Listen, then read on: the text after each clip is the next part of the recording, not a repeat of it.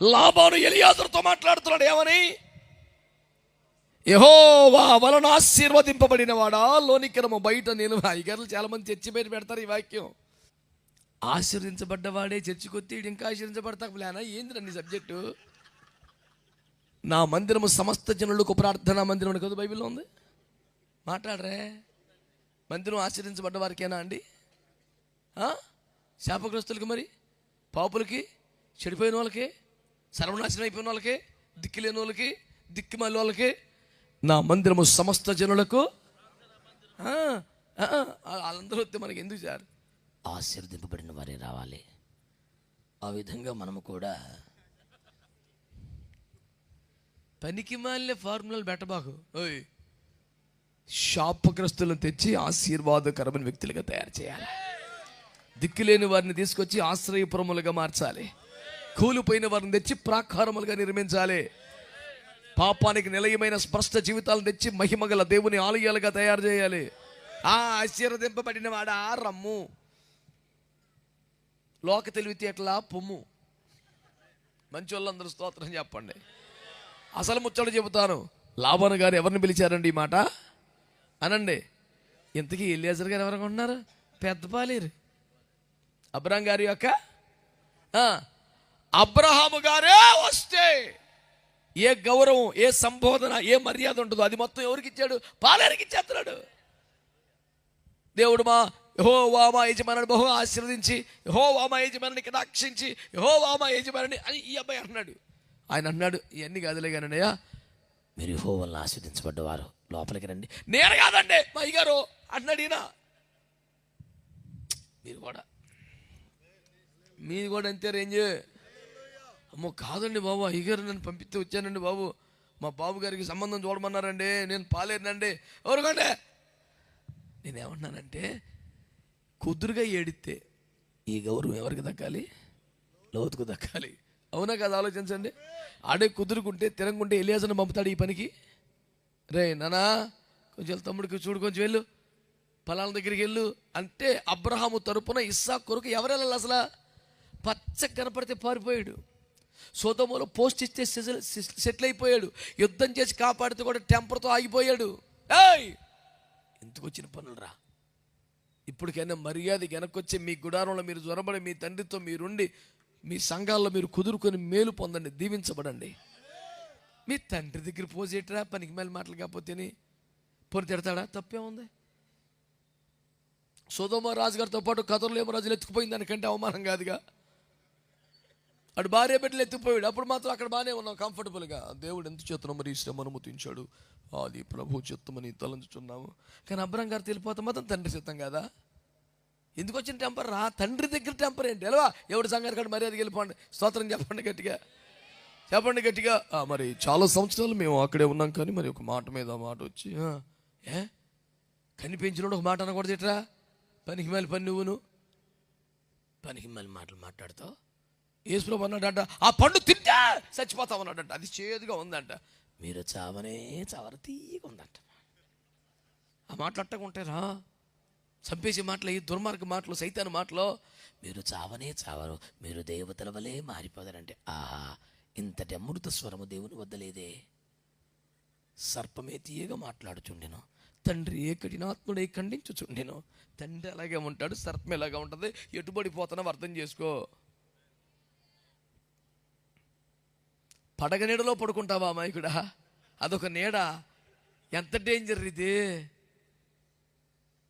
నేను సరిగ్గా పాడలేను కానీ ఒక మంచి పాట ఉండేది, కల వంటిది నీ జీవితం అనే పాటలో, ఉన్నావు పాపపు పడగ నీడలో నీ ఎంతము ఘోరమరణం, అది నిచ్చిన రకం సోప.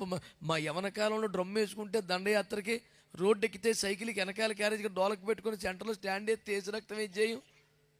ఇది ఏలూరులో ఇటు వంగాయ గురించి కానీ అటు సినిమాపేట దాకా ఏ మూలకి వెళ్ళిదే. ఎటు నుంచి ఉంటే సరే సెంటర్లో డోలకు కొడతాం, వేసిన ఇద్దరు చిన్న క్యారేజ్కి బైబిల్, పెద్ద క్యారేజ్కి డోలకు. ఇదే లైఫ్ స్టైల్. ఎక్కడికి వెళ్ళినా సెంటర్లో స్టాండ్ వేయడం, 10 మంది కనపడతాం. దేవునికి స్తోత్రం. కలవంటిది నీ జీవితము. ఎవడు వీటికి ఇన్సెట్ చేసుకొని షూ వేసుకొని రోడ్డు మీద పాటలు పాడుతున్నాడు, డోలకు వేసుకొని అడుకుంటాడా ఏంటి? ఈ రకం ఏంటని 10 మంది పోగుపడితే చిల్లరట్టుకొని వాళ్ళు తడుకునే లోపే సువార్త ప్రకటిస్తే అన్ని వందల మందిలో ఒకరైనా ఇద్దరైనా ప్రభు దగ్గరికి వచ్చేవాళ్ళు దేవుని బిడ్డలారా. దేవునికి స్తోత్రం కలుగునగాక. చెప్పరే గట్టిగా హల్లెలూయా. సిఐ గారు కాకేసి రెడ్డి కాలేజీలో డిగ్రీ చదివే కాలంలో ఏంటో ఆడబడతాడు కొట్టాలు పెడతామంటే నువ్వేనా అంటే అమ్మ నాయన చంపేస్తాడేమో అనుకుని గజగజలు ఆడిపోయి నేనే సార్ ఏంటి ఆడబడతాడు రోడ్ల మీద పాటలు పాడి వేదనలు చేస్తున్నామంట అన్నాడు. ఇక చంపేస్తాడు ఇవ్వాలని ఫిక్స్ అయిపోయినాక నేను పెద్ద అయిన దాకా వెళ్ళిందంటే ఎస్ఐ గారు కొడతా సిఐ గారు తీపించుకుని నీకు అయిపోయినాక తండ్రి నీ చేతికి నా ఆత్మను అప్పగించుకుంటున్నాను. ఏమన్నా పొరపాట్లు ఉన్న దగ్గరికి క్షమించేసుకుని శుద్ధికి తీసేసుకో తండ్రి చంపించేలా ఉన్నాడు ఆయన అని ప్రార్థన చేసుకుంటే లోపల నీతో మాట్లాడిపోవడం లోపల అంత మర్యాద కొడతా కూడా ఇంత మర్యాద లోపల తీసుకెళ్ళా అనుకొని ఇక వెనకాల వాళ్ళందరికీ అయ్యా అని మొత్తం చివరి ప్రార్థన చేసేసుకొని లోపలికి వెళ్తే ఏ లేదబ్బా ఈ అమ్మాయికి బాగుండలేదు ప్రార్థన చేస్తామని కేకేశాను. చచ్చినోడిని బతికిన అమ్మ ప్రభువా అమ్మ ఉన్నావు దేవా యుగ యుగములు. అప్పుడు దాకా నేనే సార్ చెప్పాను సార్ తప్పైపోయింది సార్. ఇప్పుడు తప్పకుండా ప్రార్థన చేస్తాను ఎందుకు చేయు. సౌండ్ మారిపోయిందిరా. స్తోత్రం చెప్పరే. ఎంత అద్భుతమైన ఛాన్స్ లేదు. లోతే అంత అమాయకుడండి. ఇంత పట్టుదలకి ఎందుకున్నావురా నువ్వు? ఆ ఊర్లో నీకు ఏమి నచ్చి ఏమి నచ్చలా? రోజు మనసు నొప్పించుకుంటే నీతికైనా బతికాడంట. మరి ఎందుకున్నాడంటే మనోడు తీర్పులు చెప్తుంటే అందరూ బస్ సూపర్ చెప్తారు సార్ అన్నారు. నువ్వు ఉండిపోయాడు ఆ ఊర్లో. వీడి పనికొచ్చేది ఒక్కట్లేదు అక్కడ. వాడు భార్యని కొట్టినోడు తగులలో వస్తున్నారు. ఏయ్ సిగ్గులేదట్రా ఆడపిల్ల చేసేవాడు బుద్ధిహీనుడా 500 ఫైన్ అన్నాడు. అసలు అబ్బా ఎంత అద్భుతంగా మాట్లాడండి సార్. ఇలా ఎవరు చెప్పలేదు సార్ మరి ఏంటనుకున్నావు లోతు ఇక్కడ అన్నాడు. సెటిల్ అయిపోయాడు అక్కడ. కొడుకు లోతు ఎవరండి? కొడుకు కదండి, వరుస కొడుకు కదా. కొడుకు అన్నీ తానై పెంచి పెద్ద చేసిన కొడుకు సొదొమలో తగలబడి చేస్తుంటే దమస్కు వాడై ఐగుప్తు నుండి సంతలో సరుకులాగా ఇచ్చివేయబడిన ఒక పాలేరు కొడుకు స్థానానికి వచ్చి నిలబడి అన్నీ చేస్తున్నాడు. చెప్పొచ్చుగా స్తోత్రం అని. ఇస్సాకు గారికి దక్కాల్సిన గౌరవాలన్నీ, లోతుకు దక్కాల్సిన గౌరవాలన్నీ ఎలియాజరుకి దక్కుతున్నాయి. నేను చెప్పేది అదే. కొంతమంది కొడుకులు అయ్యుండి, కొంతమంది సొంత బిడ్డలు అయ్యుండి పనికిమాల నిర్ణయాలు తీసుకొని లేనిపోని పంతాలకి వెళ్ళి శాపగ్రస్తమైన బతుకుతున్నారు. కొంతమంది ఐగుప్తు వాళ్ళు అయ్యుండి, కొంతమంది దమస్కు వారు అయ్యుండి, కొంతమంది పాలేరులు అయ్యుండి కూడా సొంత కొడుకు కన్నా ఎక్కువగా తండ్రి గారికి రావాల్సినంత గౌరవాన్ని పొందుకొని సమాజంలో ఉన్నత స్థానంలో ఉంటున్నారా? నేను చెప్పేది అదే. ఫస్ట్ నుంచి కొంతమంది అన్యాయంగా ఉత్తినే వ్యర్థంగా ఉత్తిపునరు నాశనం అయిపోతున్నారా. కొన్ని భయంకర స్ట్రగుల్స్ అయ్యి మొత్తానికి ఓడిపోయిన వాళ్ళు కాదు. చివరి పని దాకా పోట్లాడి ఒక పరుగు తడవలు ఓడిపోయిన వాళ్ళు కాదు. 100 టార్గెట్ పెడితే 10కే 10 వికెట్లు పడిపోయిన సన్నాసి మ్యాచ్ ఆడాడు ఒక్కొక్కడు. అసలు పోరాటమే చూపలేదు. చిచ్చి అవుతాడు టెన్నిస్ బంతి ఎత్తంతో కూడా కొట్టలేకపోతున్నాడు వీడు. చిచ్చి చిచ్చి చిచ్చి చిచ్చి చిచ్చి అంటే నీ స్థాయికి అదొక పోరాటమే కాదన్నమాట. నువ్వు విన్న ఉపదేశానికి, పెరిగిన పెంపకానికి, నడిపిన ప్రార్థన అనుభవానికి, అనుసరించిన పరిశుద్ధ లఘుజాడలకి నీకు ఇది లెక్క కాదు. నిలబడిపోవాలి నువ్వు అసలు ఈ పాటికి. అదొక పోరాటమా? దానికి లొంగిపోవటమా? నువ్వు సిగ్గనిపించొద్దు.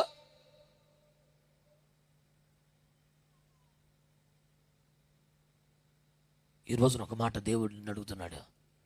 తుచ్చమైన వ్యర్థమైన వాటి కోసం మహిమకరమైన స్వాస్థ్యాలు పోగొట్టుకుంటావా?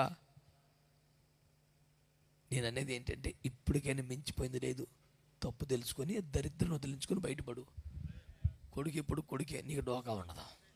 చేతులు ఎత్తి స్తోత్రం చెప్పా. తండ్రి నీకు నువ్వు పరలోకానికి విరోధంగా పాపం చేశానని కూలి బండి ఒకటిగా పెట్టుకోమంటే ఆ మాట తండ్రి భరించలేపాడు సార్. ఆడు ఏమేమి కోల్పోయినందున కొడుకుని కాదంటున్నాడో అవన్నీ మళ్ళీ వాడికి అని నన్ను కొడుకుగా చూడడం తప్ప కూలి మనకు చూడలేను అని మళ్ళీ కొడుకుగా కూర్చోబెట్టాడు. మళ్ళీ చెప్పులు వేసాడు, మళ్ళీ ప్రశస్త వస్త్రం వేసాడు, మళ్ళీ రింగ్ ఎట్టాడు. రే ఎవడు రాడంటే చిన్నబాబు గారండి. అది అటు రేంజ్ కూలోడేంట్రా నా కొడుకాడు. స్తోత్రం చెప్పండి. సర్వనాశనం చేసి వస్తే ఆడికి మొత్తం సగం కట్టి పెట్టేశాడు. ఆడికి ఫంక్షన్ పెట్టాడు, ఆడికి ఉంగరం పెట్టాడు, ఆడికి చెప్పులు వేసాడు, ఆడికి సూటు కొనిచ్చాడు. నా పరిస్థితి ఏంటి, నమ్మకంగా బతికాను నాయను అని ఏడ్చుకుంటూ వచ్చాడు పెద్దోడు. ఆడు ఎప్పుడు ఉంటాడు కానీ ఎప్పుడు అసంతృప్తి. ఆడొక తింగర మొహమాడు. బయట ఉంటున్నాడు, రోడ్డు మీద నాన్నగారిని రప్పించాడు. ఇంత చెడిపోయినా ఈ భ్రష్టుడు ఇంత పాడైపోయినా ఈడు నాన్నగారిని రోడ్డు ఎక్కించలా, పెద్దోడు రోడ్డు ఎక్కించాడు. ఏంట్రా రారా అంటే నేను రాను. బయటికి వెళ్ళి బజ్జిని ఆడికి తీసుకొస్తే ఆ పని మనోడు వస్తే ఆడిగట్ట చేస్తావు నువ్వు, అదా ఇదా అని కోపడ్డాడు. లాస్ట్లో అంటాడు, నీకు మేక పిల్లంట రప్పించాడా, నీవెల్లప్పుడు నాతో ఉన్నావు, నావన్నీ నీవి. అమ్మ బాబోయ్ అంటే ఆడు వచ్చాడు కదా, ఆడికి మళ్ళీ ఇచ్చేస్తామన్నా బ్యాంక్ వచ్చేసింది నాన్నగారు. ఆడికి తిండి ఎట్టాను, సొక్క వేసాను, చెప్పులు వేసాను, రింగ్ ఎట్టాను, చాలు అడిపోయానానికి. నావన్నీ నీయేరా నాయన. నాన్నగారు నాకు తెలుసు నాన్నా నీవు మంచి వాడవు నాన్నా నాన్నా. మరి రోడ్డు మీద రప్పించావు కదరా అంటే ఆ విధంగా ఆ క్షణానికి అపార్థం చేసుకున్నాను. అవి మానేసి చర్చికి వెళ్ళిపోండి. నేను చెప్పేది అది ఫస్ట్ నుంచి. కొన్ని వేల ప్రసంగాలు ఉంటాయి యూట్యూబ్లో ఉన్నాయి. పొరపాటున ఎక్కడ అకౌంట్ నెంబర్ ఉండదు. కారణం ఏంటి, ఎవరి సంఘానికి కాలుపోవాలని కదా మన ఉద్దేశం. ఇన్ని ప్రసంగాలు అప్లోడ్ చేసిన ఒక నెంబర్ రాతకంద మాకు ఏమైనా ఇబ్బంది వచ్చిందా? మంచి వాళ్ళందరూ స్తోత్రం చెప్పండి. హల్లెలూయా చెప్తారా గట్టిగా? దేవునికి మహిమ కలుగునుగాక. ఉపదేశం అర్థమవుతుందా? కొంతమంది ఒట్టినే వ్యర్థమైన దానికోసం ఉత్తి పుణ్యానే మహిమకరమైన స్వాస్థ్యములు పోగొట్టుకుంటున్నారు. మరొకరు నమ్మకంగా ఉండి యోగ్యంగా బతికి విధేయంగా బతికి ఆ స్వాస్థ్యాన్ని సంపాదించేసుకుంటున్నారు. చేతులెత్తి స్తోత్రం చెప్పండి గట్టిగా. హల్లెలూయా. మరొక మంచి వచనాన్ని మీకు జ్ఞాపకం చేస్తాను. ఆదికాండం 25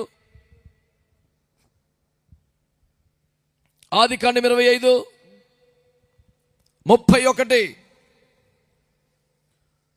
అందుకు యాకోబు, నీ జ్యేష్ఠత్వము నేడు నాకిమ్మని అడుగుగా, ఏసావు, నేను చావబోతున్నాను కదా, జ్యేష్ఠత్వము నాకెందుకనెను. అట్లు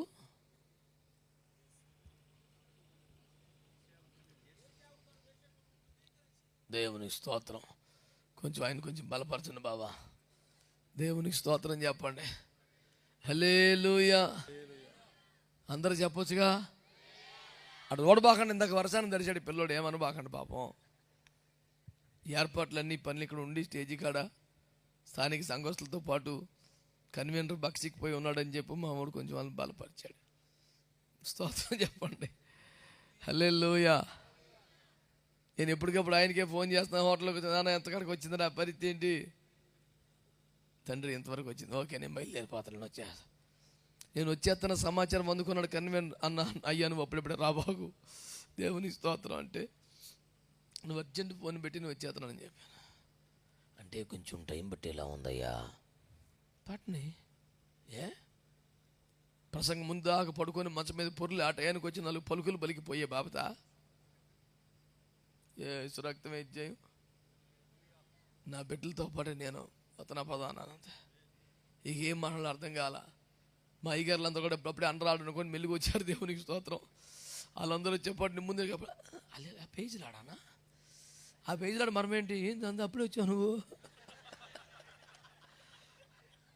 ఒక పలకరింపులు ఎన్ని మర్మాలు అయ్యగారులు, అమ్మో మామూలుగా లేరు. దేవునికి స్తోత్రం చెప్పండి. మంచిగా దేవుని స్తుతిద్దాం బిడ్డలారా. ఎవరు వీళ్ళిద్దరు? ఏశావు యాకోబు. ఇది మంచి కలకూర వండుకున్నాడంట, చిక్కుడుకాయలు ఎక్కువ ఉన్నాయంట, మంచి ఎర్రగా టమాటా వేసాడు. మరి కారం గుంటూరు దగ్గర దొరికింది, ఎట్ట దొరికిందో కానీ ఎర్రగా కూర ఉందని బైబిల్లో ఉంది. దేవునికి స్తోత్రం. వండుకుని రెడీగా ఉన్నాడు. ఈ అడవిలోకి వెళ్ళాడు. మనోడికి బడం ఈ ఆకు వలం వచ్చిచ్చి మనమంతా వేటాడాడు. దరిద్రానికి ఆ రోజున మనోడికి ఏ జంతువు పడల. వెనకొచ్చాడు చాలా బాధలో, తలనొప్పి వచ్చేస్తుంది, అడిగి చిరాకు వచ్చేస్తుంది, మెంటలు వచ్చేస్తుంది. ఏమి రాని కష్టము, కూర దొరకలేదు. కూర లేదని ఆడు ఎడుతుండి. ఈడు వండుకున్న కూర తినకుండా గిన్నెలో పట్టుకొని చూస్తున్నాడు. ఈడు ఎవరు? చిన్నోడు. మన గాజు పాత్రలు ఆ రోజునే ఉన్నాయో, ట్రాన్స్ప్లాంట్ మ్యాటర్ ఎట్ట దొరికిందో మనోడికి, ఈ గిన్నె అవతలకి తలతలాడిపోతుందంట. ఇప్పుడు వచ్చాడు, తమ్ముడు నీ ఎర్రని కూరలు నాకు కొంచెం పెడతావా? అదేంటన్యా, నీకు పెట్టకపోతే ఎవరికి పెడతాను, కాకపోతే యావదాస్తే నా పేరుని రాసి అన్నాడు. అదేందిరా, జ్యేష్ఠత్వం కోసం గర్భములో పిండముగా ఉన్నప్పటి నుంచి పెనుగులాడుతున్నా, కష్టపడుతున్నా, వర్కౌట్ అవ్వలా, వండుకోవడం కూడా తినబుద్ధి అవ్వట్లేదు నాకు, జ్యేష్ఠత్వం మీద ఆశపోయారా? మహా అయితే ఏమనాలి, నేను కష్టపడి వండుకున్నాను అన్నయ్య, నీకు పెడితే ఎలాగా, మరి తిన్నాక నాకు వండి పెడతావా అనాలి. పోనీ రేపొద్దు నువ్వు వండుకొని కూర ఎత్తావా అనాలి. పోనీ కూరకు 3 రూపాయలు ఏంది, పోనీ ఇంకో రూపాయి వేసి ఎత్తావా అనాలి. యావదాస్తే నా పేరుని రాస్తామంటాడు. అప్పుడు ఏమనాలి పెద్దోడు, చెయ్యి దుష్టుడా, కడుపును పుట్టిన సొంత సహోదరులు తోబుట్టులు నీకన్నా పెద్దవని అనవని నోరు తెరిచింత కూర అడిగితే యావదాస్తే రాస్తే మనదవా, దుష్ట దుర్మార్గ నిత్య నికృష్ట పాపిష్ట మనసును నేను తీవ్రంగా ఖండిస్తున్నాను. నేను ఎట్టి పరిస్థితి ఏమైనా కూర లేకపోతే నువ్వే తినో, నాకు అక్కర్లేదు అనాలిగా. ఈడు అంటాడు, నేను చావబోచున్నాను కదా, నాకెందుకు ఈ జ్యేష్ఠత్వం తీసేసుకో అన్నాడు. ఇంటర్వ్యూ చేద్దాం వేసావని, నానా పెద్దోడనే సావబోతులు అన్నావు కదరా, నీకేమైందిరా, వచ్చినప్పుడు దారిలో పాము కరిచిందా? లేదండి. ఆవేశపడి గబుక్కుని విషం పుచ్చుకున్నావా? చచ్చే లేదండి. మరి ఎందుకు చచ్చిపోతున్నావురా? కూర లేదండి. నేను చచ్చిపోతున్నాను బాబోయ్ అంటాడికి ఏం కష్టం వచ్చిందమ్మా? ఏలియాకైతేనండి సారేపోతులో ఉన్నంతకాలం కూరలేదు, రోజు ఒక అప్పం ఇచ్చేదంట తల్లి, కూరలేదు. ఇంత పిండి ఇంత నూనె, ఒక రొట్టె అవుతుంది, ఆ రొట్టె అయ్యగారికి పెడితే మళ్ళీ ఒక రొట్టె వస్తుంది, అంతే ఇంక సెక్షన్.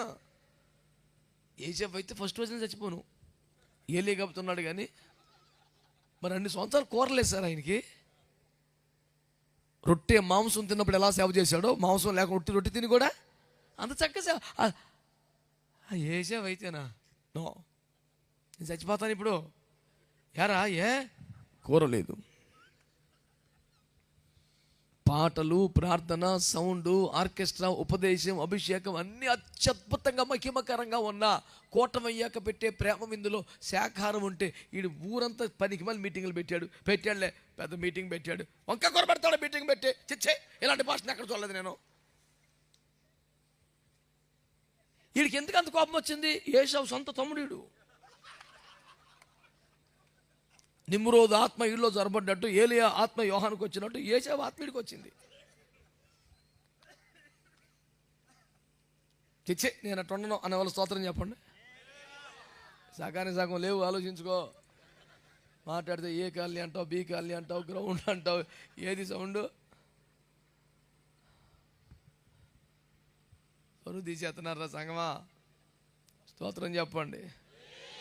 చెప్పరే, నీకు ఎందుకురా అంటే కూరలేదు చిచ్చి, నీకు ఎందుకండి జీవితం తీసేసుకో, నువ్వు ఎందుకు కూర పెట్టి చాలు నాకు. నీళ్లు పోసుకొని ఉప్పు వేసుకొని తినేసిన భక్తులు బొలి మంది ఉన్నారు సార్. పచ్చడితో సంవత్సరం బతికా నేను వేసి రక్తం ఏం చేయం. 94 సేవకి వెళ్ళిపోయినప్పుడు ఆవకాయ పచ్చడి జాడ ఎత్తుకెళ్ళి ఇంటికాడ నుంచి వేసి రక్తం రోజు గ్లాసుడు బియ్యం దొరికితే సందా పండగ, వండుకోవటం పచ్చడి వేసుకోవటమే. అలా ఒక సంవత్సరం అంతా పచ్చడి తినటం వల్ల నా ఆరోగ్యం ఏం పాడవలేదు, పచ్చడి బాగా అలవాటైంది అంతే. కొత్త ఆవకాయ పచ్చడి వస్తే పిచ్చోడిని అయిపోతాను. ఇక నేను రోజు కొత్త పచ్చడే, చూసేవాడికి వేడి చేస్తుంది, నాకేమవుతావు.